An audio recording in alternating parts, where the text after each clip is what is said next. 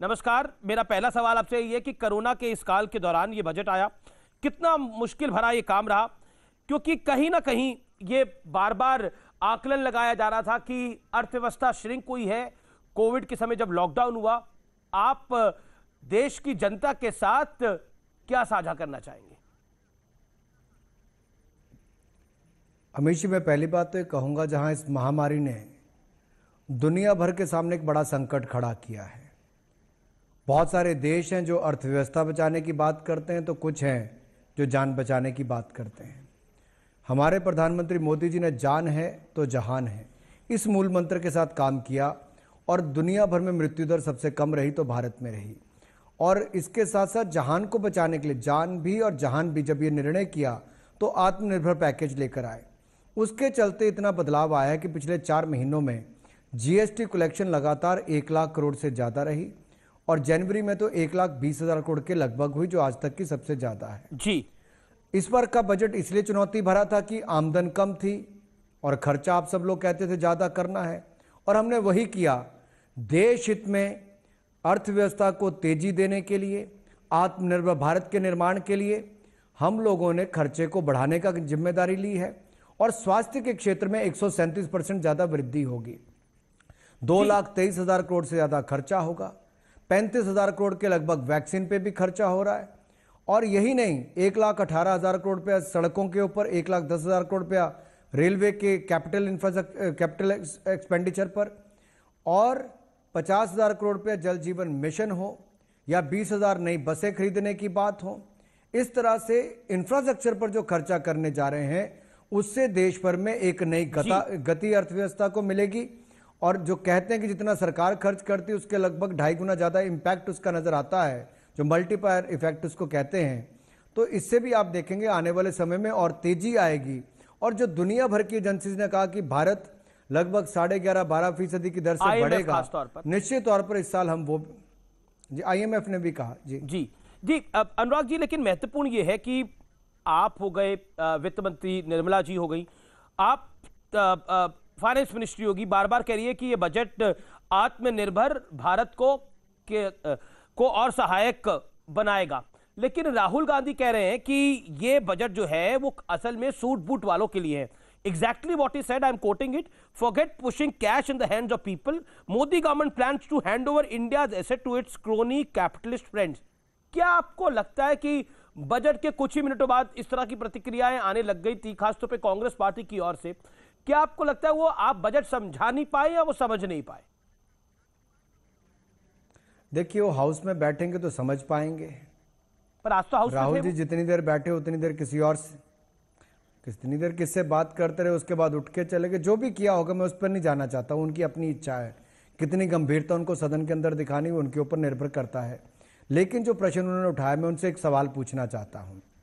मनरेगा में 73,000 करोड़ हम खर्च करने जा रहे हैं, कांग्रेस 30,000 करोड़ खर्च करती थी। ये किसके लिए है? गरीब के लिए, मजदूर के लिए है। PM किसान निधि हमने 1,10,000 करोड़ रुपये किसानों को सम्मान निधि के रूप में दी। किसके लिए? किसान के लिए। इस बार हम 65,000 करोड़ का और प्रावधान करके चल रहे हैं।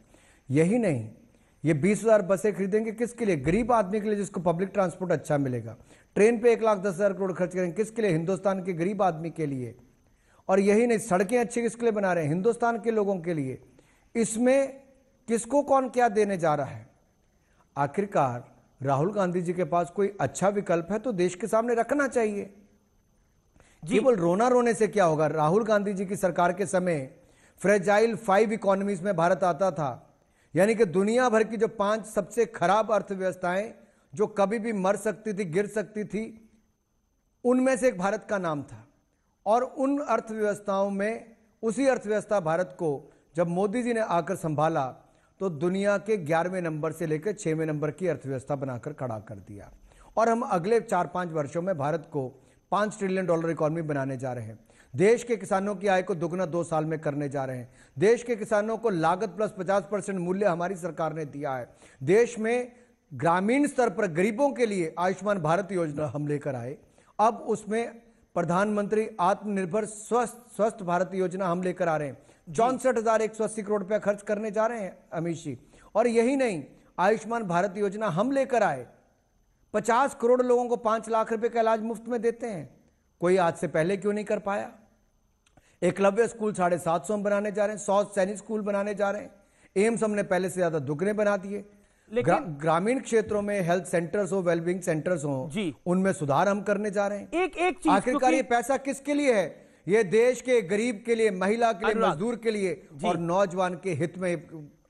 अनुराग जी, मेरा आपसे एक महत्वपूर्ण सवाल है, क्योंकि सरकार नरेंद्र मोदी की सरकार फिस्कल प्रूडेंसी के लिए जानी जाती है। पिछले 5-6 साल के अंदर एक अच्छी फिस्कल प्रूडेंसी इस सरकार ने जनरेट करी है, क्रिएट करी है, इसमें कोई दराय नहीं है। और आज जिस तरह का बजट आया उसको स्टॉक मार्केट ने भी सलामी दी है। हम कह सकते हैं कि बीएस, चाहे बॉम्बे स्टॉक एक्सचेंज हो, चाहे एनएसई हो, दोनों इंडेक्स जो है वो आज काफी बढ़त के साथ बंद हुए। लेकिन एक पॉइंट जो कि महत्वपूर्ण है, जो कि कई विचारक भी कह रहे हैं और खासतौर पर फॉर्मर फाइनेंस मिनिस्टर भी इस बात को कह रहे हैं कि सरकार की योजना क्या है रोजगार देने के लिए। सरकार से जब रोजगार पे सवाल पूछो तो सरकार कहती है देखिए हम इंफ्रास्ट्रक्चर में पैसा खर्च कर रहे हैं, रोजगार उससे क्रिएट होगा, उससे जनरेट होगा। लेकिन इंफ्रास्ट्रक्चर पे तो हर सरकार ही पैसा खर्च करती थी। एक लॉजिक और एक तर्क ये भी दिया जाता है। Anurag Thakur, over to you. मैं 2 बातें कहूंगा जी। कांग्रेस के समय महंगाई दर 12% थी, जो हमारे 5 साल पहले मोदी सरकार के रहे तो 4% से कम ही रही। दूसरी बात, उनके समय जो फिस्कल डेफिसिट था वो 5.5-6% तक रहता था। हम कम करते करते उसको 3.4% पर ले आए और इस साल कोविड ना होता तो शायद हम 3.2% पे भी ले आते। लेकिन परिस्थितियां ऐसी पैदा हुई कि सरकार को खर्चा ज्यादा करना था और कर्जा लेना था। हमने देश के सामने बात रखी कि हम कर्जा लेकर हर गरीब से गरीब व्यक्ति को भी सुविधा देंगे। हमने दी, जान भी बचाई, जहान भी बचाया। अब अर्थव्यवस्था तेजी के साथ पटरी पर आ रही है, वी शेप रिकवरी हो रही है। दुनिया भर की एजेंसीज ने कहा कि भारत तेजी के साथ आगे बढ़ेगा। दुनिया भर में अगर पॉजिटिव ग्रोथ कहीं पर बात हो रही तो हिंदुस्तान की हो रही है। एफडीआई निवेश सबसे ज्यादा आया तो भारत में आया, महामारी के समय में भी आया। तो पूर्व वित्त मंत्री हो या राहुल गांधी जी हो या कोई भी बात करते हो, ये लॉजिक से परे बात कर रहे हैं। आज दुनिया भर का व्यक्ति यही कहता है कि भारत को, सरकार को ज्यादा निवेश करना चाहिए ताकि रोजगार उत्पन्न हो। अगर सड़कें बनेंगी, नेशनल हाईवेज बनेंगे, ग्रामीण सड़कें बनेंगी, हेल्थ सेंटर बनेंगे, अस्पताल बनेंगे, रेलवे लाइन बिछेगी, एमएसएमई को काम धंधा मिलेगा, बैंकों को रिकैपिटलाइजेशन होगी और डीएफआई संस्थाएं बड़ी बड़ी बनेंगी, तो सारा पैसा कहां जाएगा? टेक्सटाइल पार्क 7 बनेंगे, मोबाइल डिवाइसेस के पार्क बनेंगे, medical devices and diagnostic centre के पार्क बनेंगे। इसमें जो रोजगार लाखों लोगों के लिए उत्पन्न होगा, किसके लिए? हिंदुस्तान के लोगों के लिए होगा। और प्रोडक्शन लिंक इंसेंटिव स्कीम्स जो हैं वो किसके लिए? कंपनीज के लिए 1,97,000 करोड़ रुपए का प्रावधान किया गया है कि 5 साल में उनको इंसेंटिव देंगे ताकि हिंदुस्तान से एक्सपोर्ट ज्यादा हो। आप फॉरेक्स भी ज्यादा कमाएंगे, रोजगार भी ज्यादा देंगे, अर्थव्यवस्था को भी ऊपर लेकर जाएंगे। एक तीर से 3 निशाने आप कर सकते हैं, तो क्यों नहीं? लेकिन चलिए, आपने बोला एक तीर से 3 निशाने, लेकिन ये एग्रीकल्चर सेस ही किसका निशाना था? और क्या इससे पेट्रोल और डीजल तो निशाने पे नहीं आ जाएगा? क्योंकि फॉर्मर फाइनेंस मिनिस्टर चिदम्बरम साहब ने बोला ये पहली सरकार है जो ये लॉजिक दे रही है कि हमने सेस लगा दिया लेकिन पेट्रोल डीजल की कीमतें नहीं बढ़ेंगी। और एग्रीकल्चर सेस पर आप क्या कहना चाहेंगे? What is this all about? क्योंकि शायद चिदम्बरम जी ने ये नहीं देखा कि हमारी सरकार इतनी पारदर्शी तरीके से काम करती है जी, कि जो उनके समय में बजट बनते थे, एक्सटर्नल बोरोइंग की बात उस पर पूरी आती नहीं थी, पूरी जानकारियां दी नहीं जाती थी। हमारी सरकार ने एक्सटर्नल बोरोइंग की भी पूरी जानकारी दी।